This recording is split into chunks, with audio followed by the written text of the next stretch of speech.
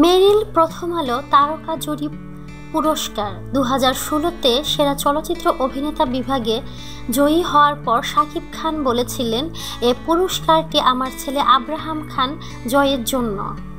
গত শুক্রবার মঞ্চে দাঁড়িয়েই পুরস্কারটি ছেলেকে উৎসর্গ করেন তিনি।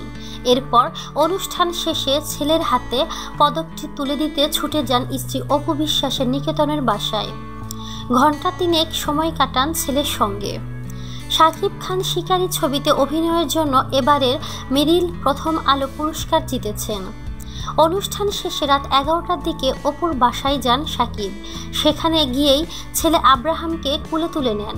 তারপর ছেলের হাতে তুলে দেন পুরস্কার। ছেলের হাতে পুরস্কার তুলে দিয়ে কি বলেছিলেন শাকিব?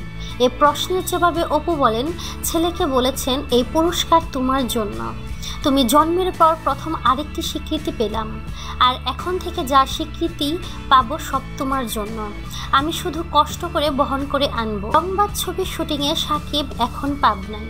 সেখান থেকে মুঠোফোনে শাকিব বললেন একই কথা। তিনি বলেন, সেই রাতে ছেলের সঙ্গে প্রায় 3 ঘন্টা সময় কাটিয়েছেন, দুষ্টুমি করেছেন, ছেলেকে হাতে তুলে খাইয়ে দিয়েছেন। বাবা ছেলের একসঙ্গে কাটানো সেই মুহূর্ত নিয়ে অপু বলেন, আমি পাশে দাঁড়িয়ে ওদের দুজনের মাখামাখি দেখছিলাম। বাবু আব্রাহাম আনন্দ পাচ্ছিল, হাসছিল। এটা দেখে আমারও খুব ভালো। আমাদের চ্যানেলটি লাইক, কমেন্ট, শেয়ার এবং সাবস্ক্রাইব করতে ভুলবেন না।